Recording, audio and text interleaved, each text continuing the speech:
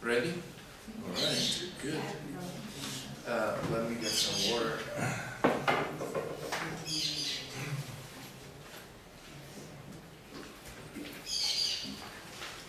Okay, so why don't we move to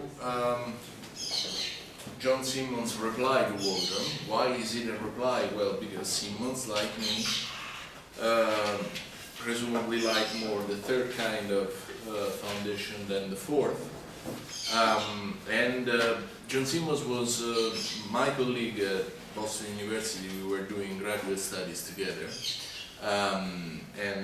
Already back then he was studying natural right law, and so I can see where he comes from in this debate, and we are similar. In fact, the first thing he does is to distinguish two both familiar and traditional ways of conceiving of the foundation, which are not identical, but they both belong to orthodoxy. The first one is derivation of human rights from human dignity, which is the way I go. The other one is the derivation of human rights not from dignity, but from the so-called inalienable and equal rights of man, which is a more direct reference to natural rights. So the second one is the avenue that he takes and that he kind of introduces in its bare essentials toward the end, the third part of his paper. So the first thing he does, being this a reply to Waldron, not accidentally and not surprisingly, is a reconstruction of Waldron's argument. And we can be relatively quick here because we have already seen how Waldron proceeds. But there are certain things that Simmons points out that I think are very interesting and that should be highlighted. So first, that's a question I already got from one of the students. He notices that on the one hand, Waldron doesn't say anything in his paper to the effect that the third kind of foundation is wrong or misled. He simply distinguishes it from his preferred one.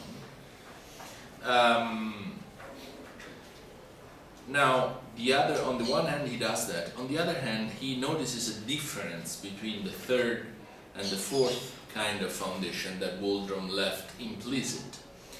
The third foundation is appropriate, is useful if you want to criticize the existing list of human rights. Why? Well, precisely in the way in which I exemplified before with the notion of holiday with pay, the human right to the holiday with pay. He notices that by adopting the third model of a foundation,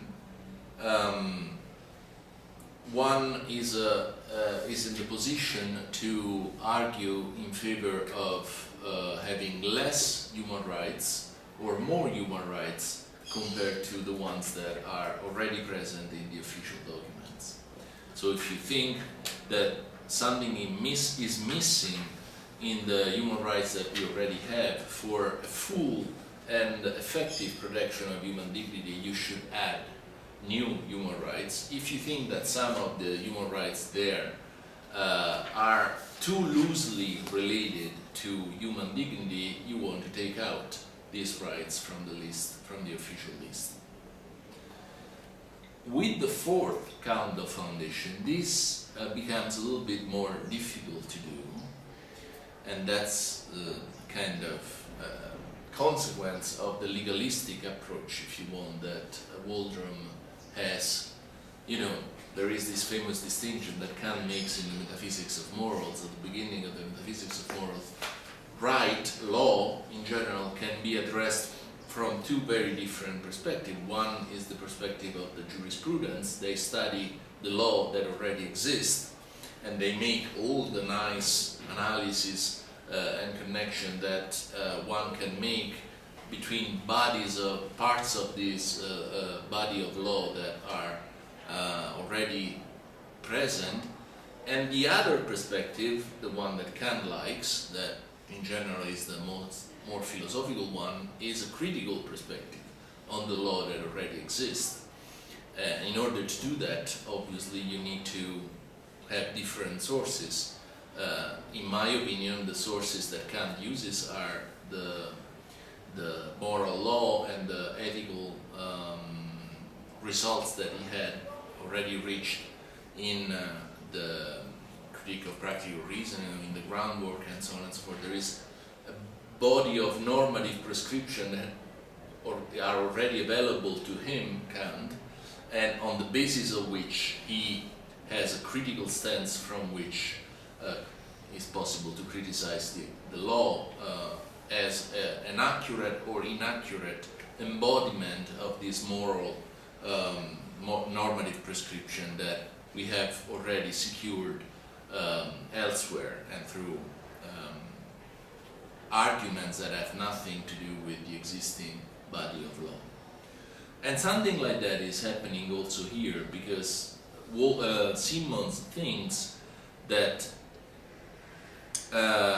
with this fourth model we never get out of the existing normative prescriptions that we already have. I don't know whether this is entirely true, because I think that what Waldron wants from his fourth model of foundation is also having this critical ability. In fact, I think that it is, on the one hand, it is true that he says we start from the existing human rights and we look for a possible unifying, organizing idea that makes them a unified body.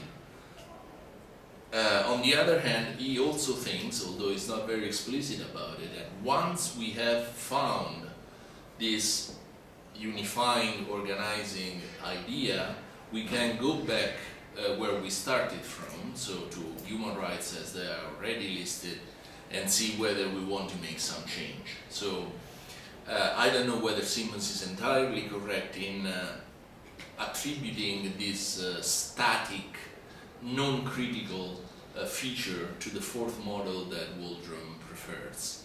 But he makes this distinction between the third and fourth model. And he thinks that if you conceive of dignity as a status concept, as Waldron does, and not as a value concept,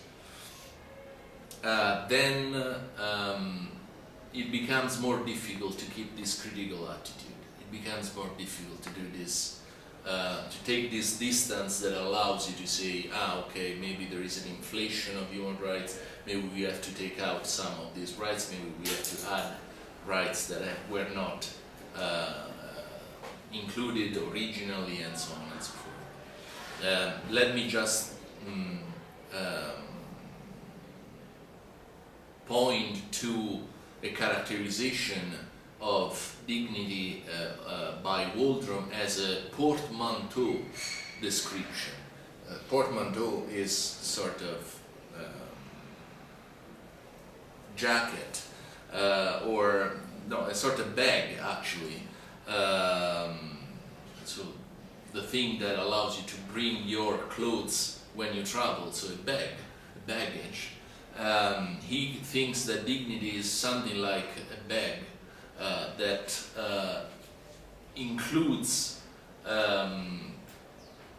rights that are unified by this bag, human dignity, and which could also be conceived as having a lower unifying principle. So it's too bad I don't have. Oh, I do have. So. according to Waldron, basically dignity is this organizing idea, and you can conceive of it as the bag that includes all the human rights. So you bring it with it, but within this bag there could be subgroups of rights which are unified by lower principles. So for example, here you can have civic and political rights, here you can have social and economic rights. I remind you that despite this notion of first generation, second generation, third generation of right, it is incorrect to believe that social economic rights were a late addition to human rights, because already in the Universal Declaration you have a strong commitment to not only civic and political rights but also social economic ones. So, I mean, besides, so here you can have fair trial rights, protections against degrading punishment.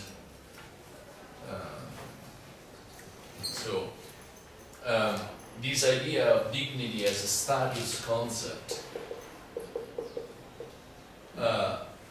as a portmanteau, that is, as a bag, is something that goes along these lines.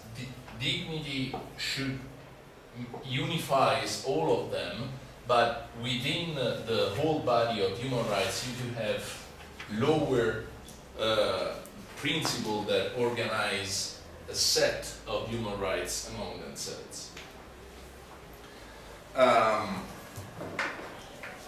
Now, at this point, Simmons asks basically two questions.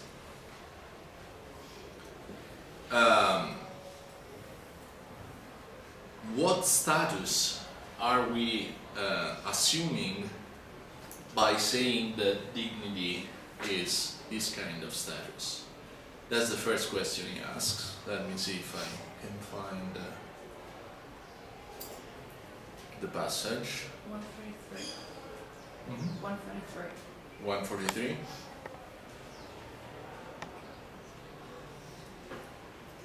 Okay. Here, so suppose for a moment that human dignity is in fact best understood as a special status enjoyed by all humans, the democratization, that comprises a particular list of human rights along with that list guiding rationale. Two further questions seem appropriate. Okay, let's concede it's a status. First, exactly what kind of status for humans is being asserted in putting forward this list of human rights along with human dignity as that list guiding rationale? Question number one. Question number two, is there any good reason to think that of that list of rights as fixed or given? Because as I was telling at the beginning, before the break, that's the way in which Waldron operates. I mean, human rights are given. I mean, that's the political orientation that Waldron has, right? Human rights have not to be invented, already exist. We have to start from there and then make our philosophical analysis. It's not that we start from some philosophical concept and then we start criticizing the practice. But at the same time, Simmons says, why should we conceive of this list of rights as fixed or given? Now, the first question is answered in the Tanner lectures according to Simmons. So this idea of the highest possible status. So possible answer Patricia's question before. We can't all be kings, right? But we can all be equal citizens. So there are certain privileges that cannot be democratized out of logical reasons, but others can. On the one hand, this idea of the highest possible status, which democratizes the status assigned to nobility in the medieval time.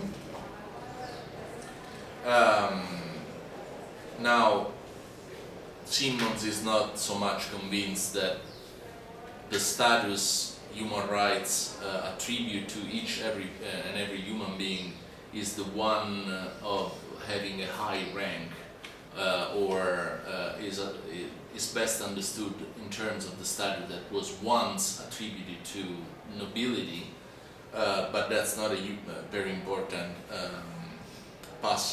point of his argument. Now, the second question is more important. Even granting Waldron his associations between dignity and noble rank, however, is there good reason to suppose that the list of human rights in which that rank partly consists is more or less fixed, resting, expansion, or diminution?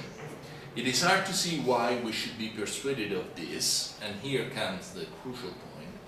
At least we follow Waldron in viewing the status of human rights holder as including that position's guiding principle, as including the ideas that give the list of human rights that unity and point. Acknowledging that a list of rights is not a mere plurality, so it's not, a list of things that have no relations with one another, may not logically commit one to any position on the subject of whether that justifying point can require or permit the inclusion on that list of additionally, originally neglected or ignored or never thought of items. But such an acknowledgement surely at least suggests that view. Other kinds of lists, along with their unifying rationales, surely call for or permit such expansion, as when I simply remember or discover another thing that needs to be purchased or done, and so needs to be added to my list. Only, this is the point I wanted to highlight, only I think if we suppose that the status of human dignity is not a general normative status at all, but only a legal one, would we be inclined to suppose that the list justifiably resists expansion, and only then if we think of legal status in an especially narrow and implausible way. So what Simmons is saying here is that Waldron's idea that the list is closed, fixed, given, not to be changed, not to be expanded or diminished, is plausible only if we conceive of the status not in a normative sense, but in a legalistic one. What does that mean? Well, it means that you, in the same way in which you do not try to add a new law in the body of laws of a nation, simply because you have found that all the laws of the country turn around one or more organizing concept that could be freedom or happiness or what have you. I mean, imagine a legal scholar that comes to the university and says, "Oh, I have discovered that all our laws in these countries relate to these two organizing concepts that could be freedom and happiness." If that is the case, I think that we have forgotten about certain laws that need to be introduced in this body of laws, because otherwise happiness and freedom are not secured. So I'm making a case for introducing a new law. That's not the way in which a legal scholar talks, because he knows that the production of new law cannot be generated by an intellectual achievement in which we realize that the people has forgotten about laws that should be introduced in order to better serve those overarching principles. So that would be the legalistic approach that pushes Waldron towards conceiving of the list of human rights as given, as prefixed, as immutable, as resistant expansion. But if you think of that status, remember we are conceding Waldron that human dignity is a status, but if you conceive of that status in a normative sense, that is perhaps not as a value, but as something that is not merely an organizing principle, it's something that has normative priority over the specific items that are supposed to realize that prescriptive normative status, then there is no reason to think that we cannot expand or subtract the list of specific rights of which that is an organizing principle. So,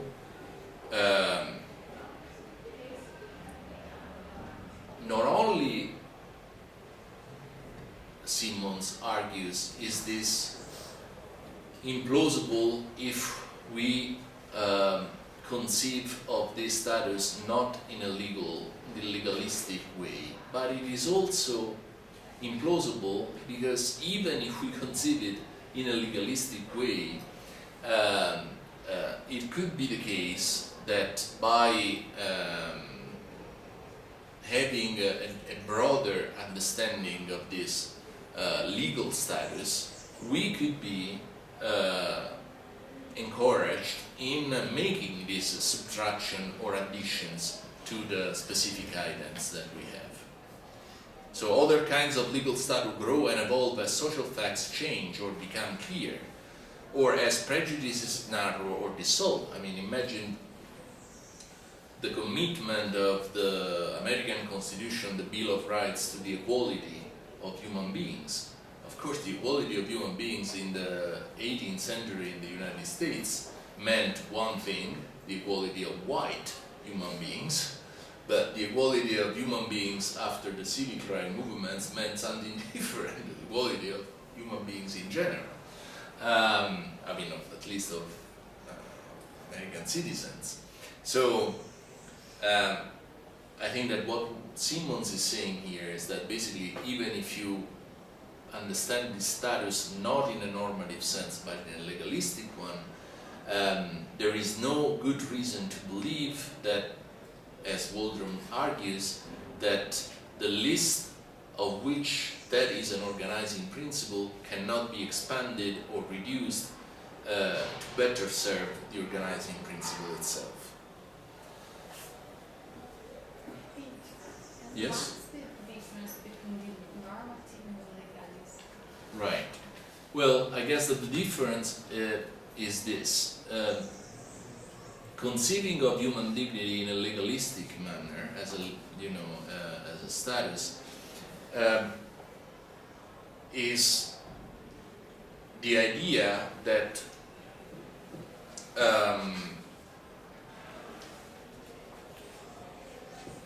human dignity does not add anything to the normative force that is already included in the specific pieces of legislation of which human dignity is the organizing principle.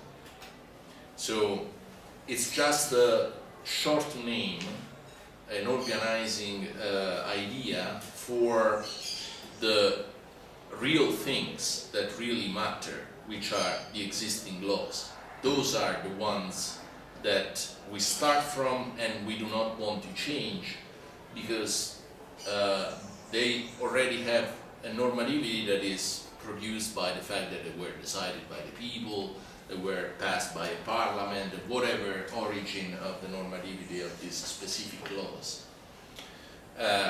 So the legalistic understanding of this status is just, it's an organizing idea. It's a way of understanding better the body of laws you are talking about. So if you want to compare the body of laws of Western liberal democracies to the body of laws of the Soviet Union, just to give you the most evident example, you might say the organizing idea behind the first one is freedom. The other one is well-being. I mean, it's very, very crude, but you get the idea. So you make this legal analysis and you say, okay, the organizing principle behind the body of laws in Western liberal democracies is freedom. The organizing principle behind the body of laws of communist countries is the well-being of people, or lack of oppression, or what have you.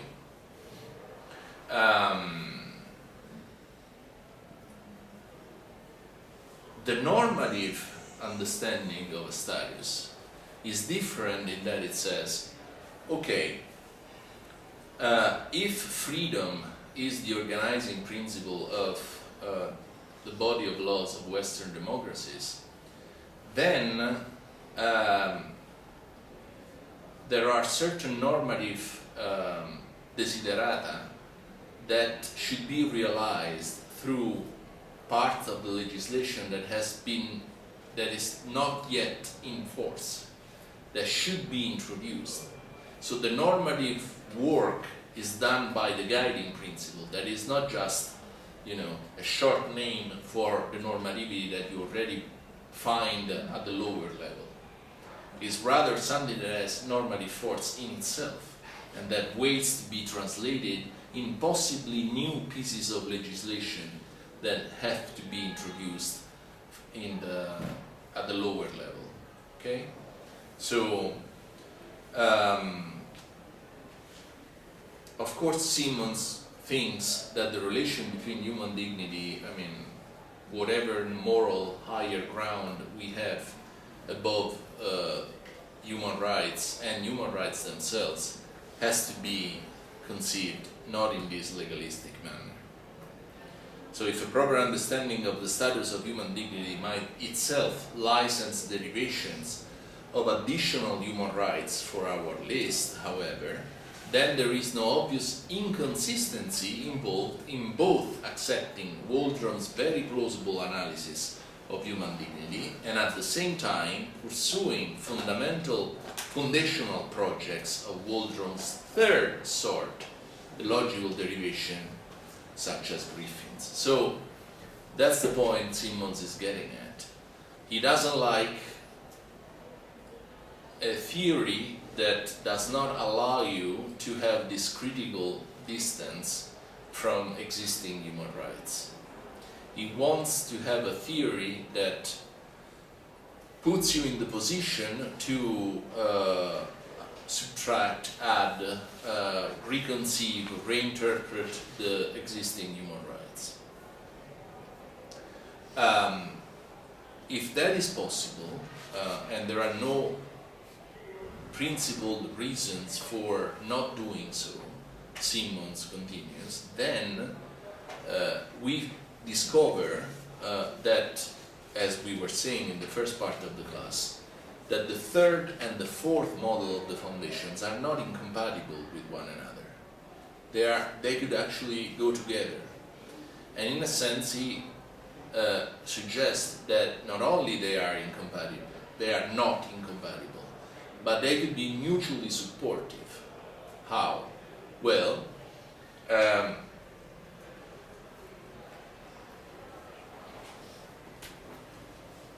you may do the kind of analysis that Waldron likes by conceiving of human dignity as this idea that sheds indispensable light on the numerous, dispersed, diverse human rights that we have in the list. And show, therefore, that this is not an erratic and non-systematic list, but that they hang together in a coherent whole, precisely because they all relate to this organizing idea of human dignity. And that would be the fourth model. But at the same time, you may have, more in the mood of the third model of a foundation, you may have some reforms in the existing human rights, so that you add or subtract some of them, to have a better fit between the organizing principle and the things that should be organized by that principle. So in this way, you derive from human dignity certain prescriptions, certain normative conclusions that allow you to have a better fit than the one you started from between the lower level and the higher level. And in fact, I think that what Simons is suggesting, this is exactly what you should do when we decided that, let's assume that we decided that we assumed that, when we decided that holiday with pay should not longer be part of the list of human rights, what we are doing is to derive the subtraction of holiday with pay from the list of human rights for the sake of a better fit between the higher level in which we find the organizing principle and the lower level in which we have human rights. The conclusion is that human dignity in both cases is the organizing principle of this body of laws, let's say that they are laws. So this is how the two models are not in conflict with one another, but they could be mutually supportive. So if you make a reform of the existing list of human rights that allow you to have a better fit between the idea of human dignity and human rights themselves, you are not going against the fourth kind of foundation that Waldron suggests. You are actually going, pretty much in the same direction, because even more dignity will be the organizing principle of human rights after the reform. I don't know if I made myself clear. They could be mutually supportive because they both say that human dignity is the central, pivotal concept of human rights, but instead of being in alternative with one another, one reinforces the other. The third reinforces the fourth by introducing a reform that allows you to have a better fit between the guiding principle and the bodies of laws. The fourth reinforces the third because it shows you analytically, so to speak, that human dignity is precisely that organizing principle that makes sense of all the human rights that you have. So, why is Simons making these points? Well, obviously to make room for the legitimacy of the third kind of foundation, right? Because that's the one he wants to practice most. In fact, he says, my own view is that a full defense of the importance of human rights does indeed require deep foundations, not just something foundation-ish. And as we saw at the start, we might look for such deep foundations not only in possible conceptual connections between human dignity and human rights, but also in the historical connections between human rights theory and natural rights theory. Okay, don't get confused here. When he says we could also use historical connection between human rights theory and natural rights theory, he is not saying, oh, now I also want to introduce the first kind of foundation that we distinguish. Remember the genealogical, historical kind of foundation that Waldron talked about. No, he's not saying that. He's saying something different. He's saying, well, if the third kind of foundation is legitimate, let's assume that it is, then we might also argue that human rights are nothing but a subset of natural rights. Let's make this further assumption. If that is the case, then it follows that if we have a good philosophical argument that shows that natural rights are grounded, that are valid, that they exist and they are not just an invention, then we have also a foundation of human rights, because human rights are nothing but a subset of natural rights. So, since he likes natural rights, since Simons likes natural rights, and as I was telling you, he begins his career as a philosopher as through an historical analysis of Locke and other natural rights theorists, it follows that he wants to show that if you believe in natural rights, then you also are in a position to believe in human rights. So he's shifting the burden of the proof from human rights to natural rights on the assumption that one is just a subset of the other one. That human rights are just a subset of natural rights. Does this dialogue a little bit with the second type of foundation, in the sense that if the natural rights were valid, then the human rights were also valid? With the second Yes. Foundation.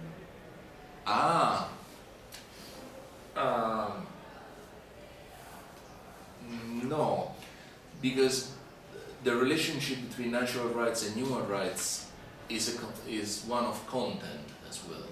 That is, natural rights are a broader set of rights, according to Simons, that establish that you have a right to property, that you have a right to physical security, that you have innate right to freedom, as Kant would say, this kind of stuff. And he argues that the normative space of natural rights is broader than the normative space of human rights. Okay? So you already have in natural rights all the content that is included in human rights.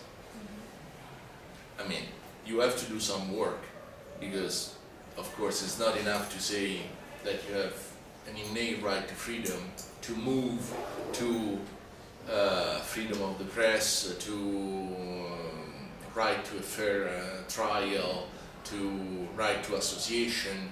I mean, there is work to be done, but the essential components of what you find in human rights are already included in natural rights. Okay?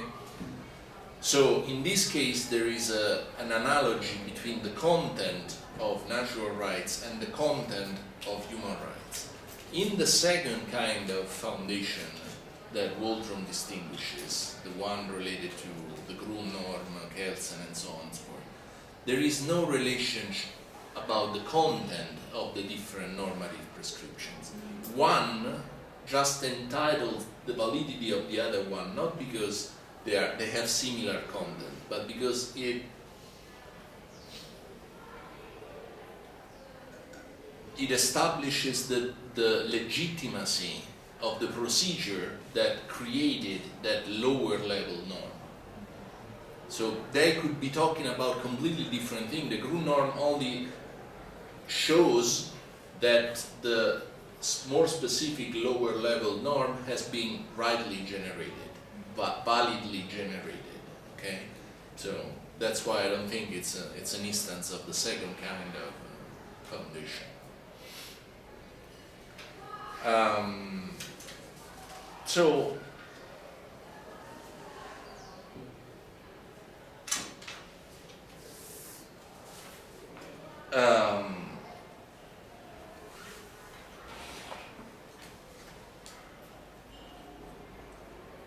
let's explore a little bit these suggestions by Simons that human rights could be simply a subset of natural rights.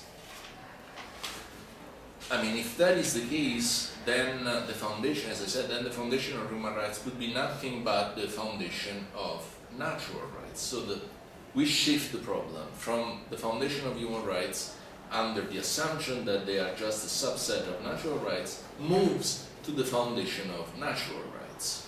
If we ground natural rights, ipso facto, we have grounded human rights. Now, what is the most fantastic obstacle against the foundation of natural rights. Well, where are we? Here.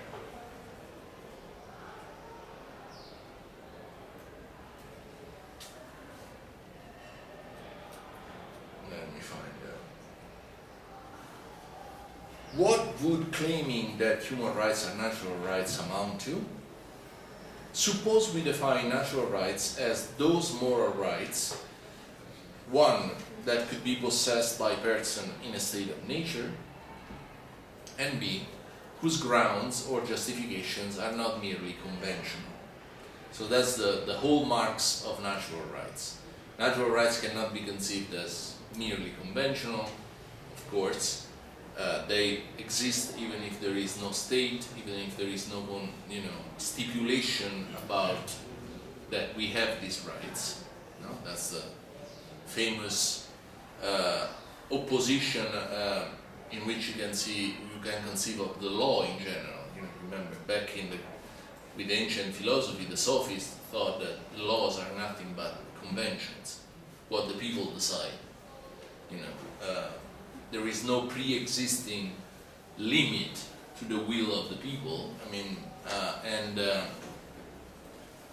Anything that the people decides is law, period. So that would be the merely conventional understanding of the law.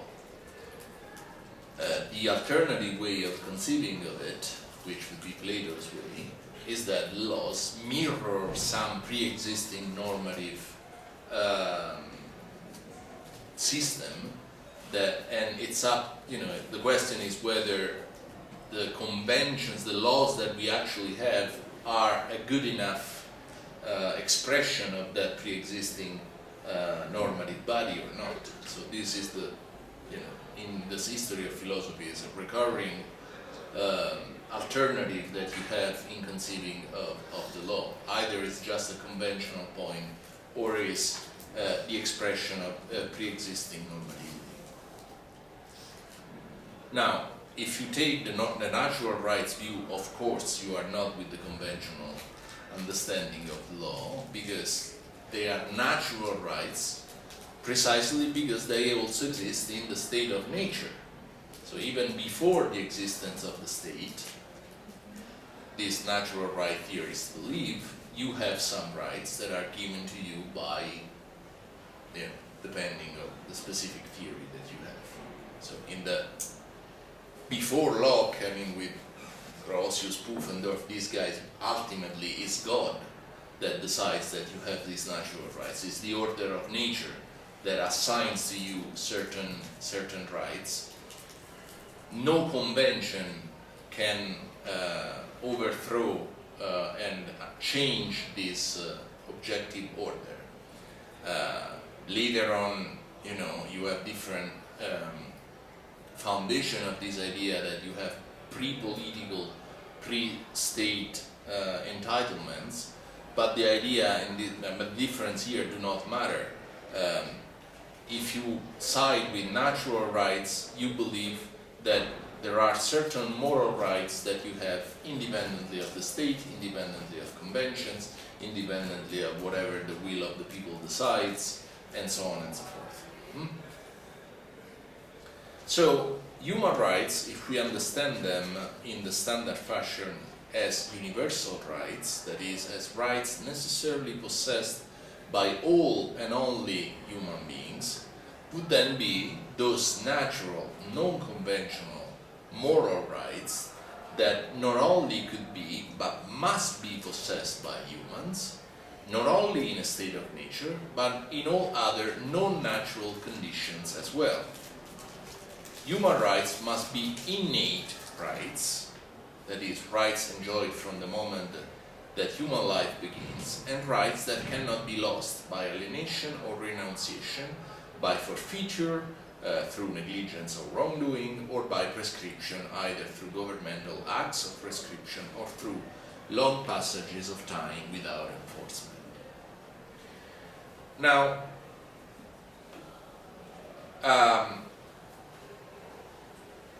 what is the point of this? Well, if we conceive human rights as natural rights, then we have to show how, in a certain sense, natural rights can be both universal and innate. Sorry, how human rights can be both universal and innate.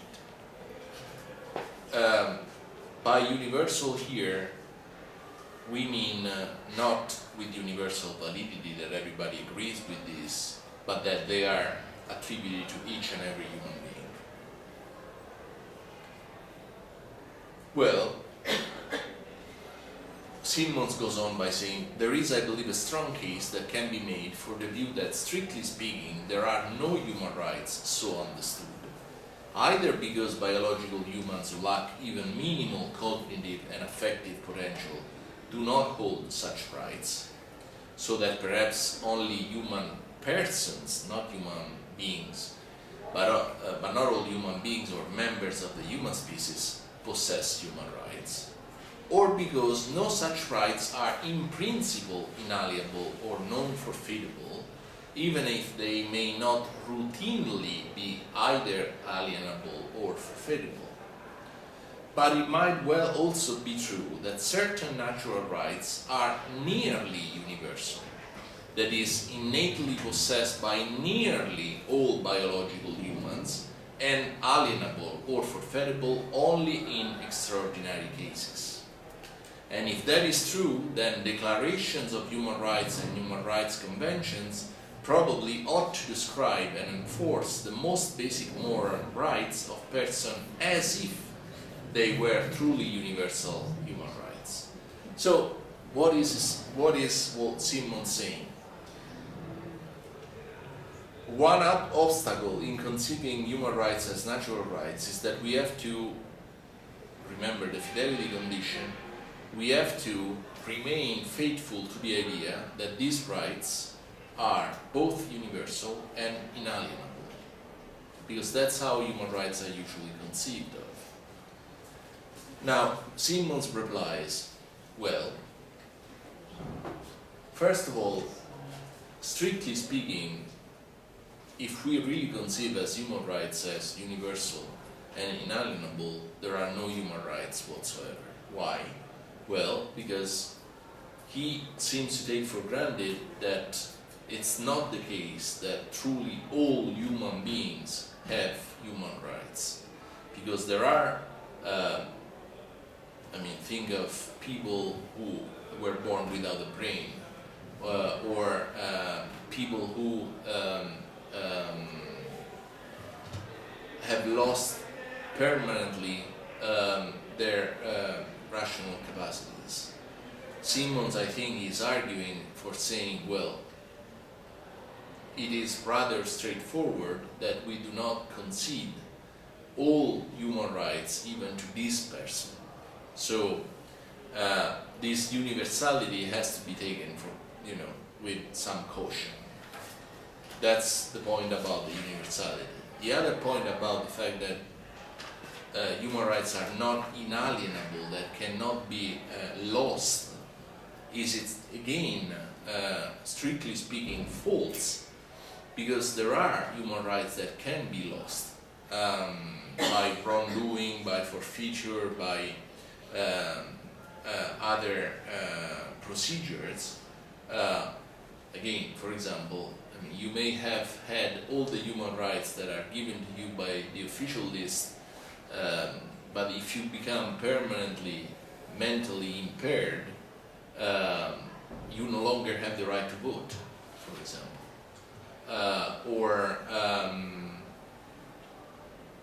You no longer have the right to decide for your life.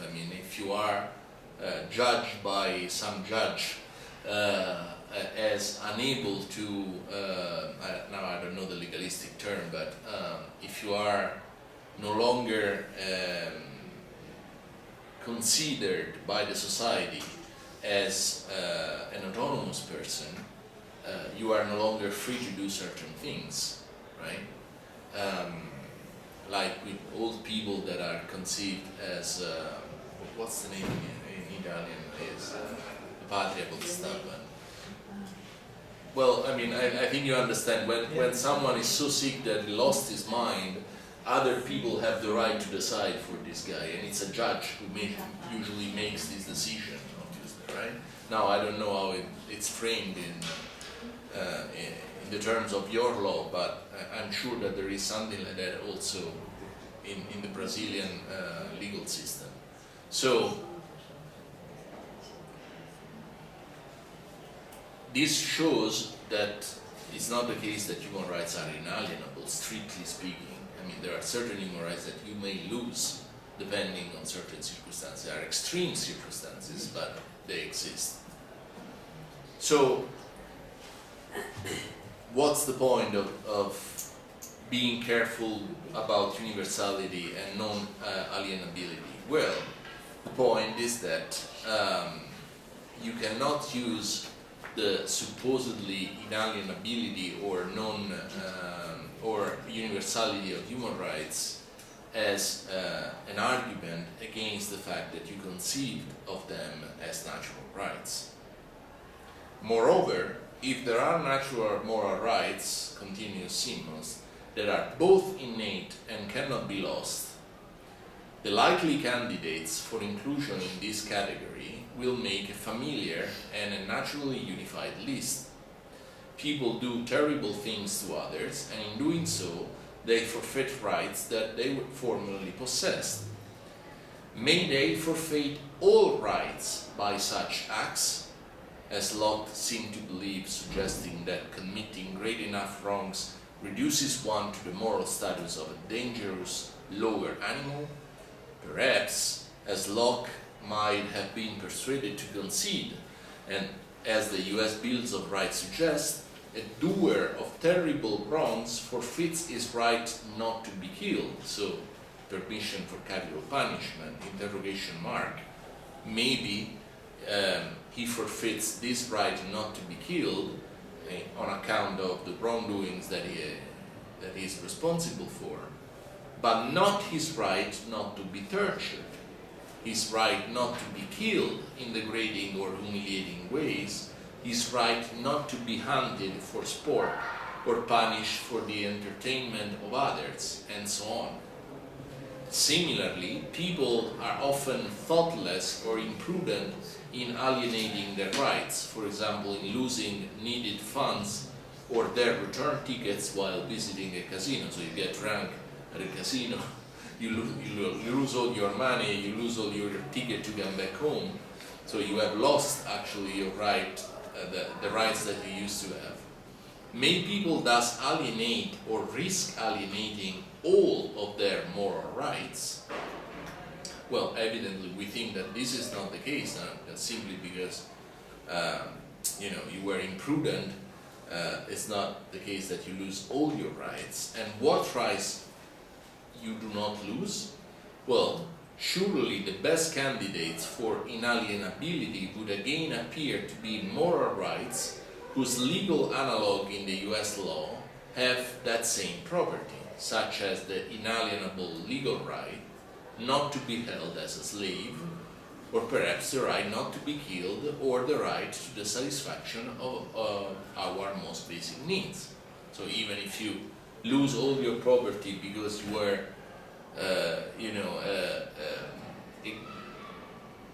losing all of it in playing the games at the casino, in playing, claiming, and so on and so forth. It's not the case that you can be reduced as a slave to repay your debts.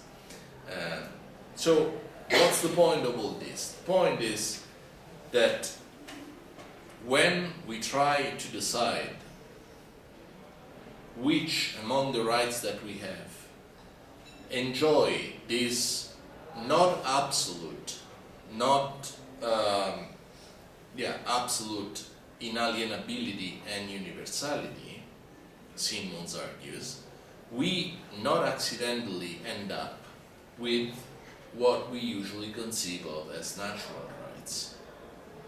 And this is a great indication that the relationship between natural rights and human rights is very close, because it would be extremely hard to conceive as a coincidence the fact that if in deciding which rights among the ones we have are universal, although not absolutely universal, and inalienable, although not absolutely inalienable, then we end up conceiving precisely the natural rights that come from the tradition.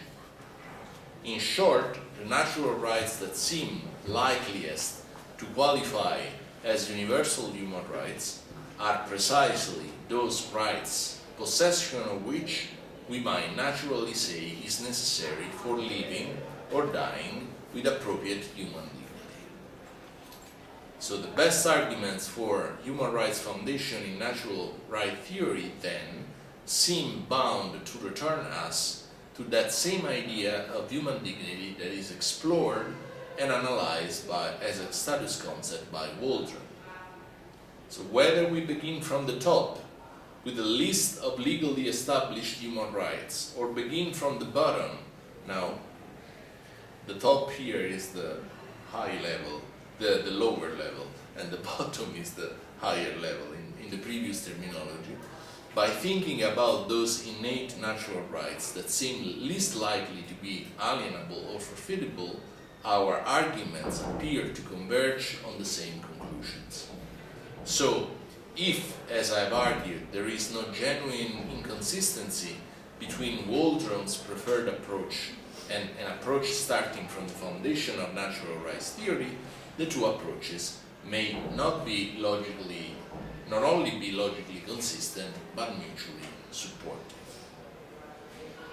Okay, so that's the way in which Simons tries to make room for the third kind of foundation, and tries to show that by conceiving human rights as natural rights, we discover that not only are these two foundations not incompatible, but they could even be mutually supportive. So, Waldron is wrong in thinking that adopting the fourth kind of foundation excludes the possibility of having a good third kind foundation.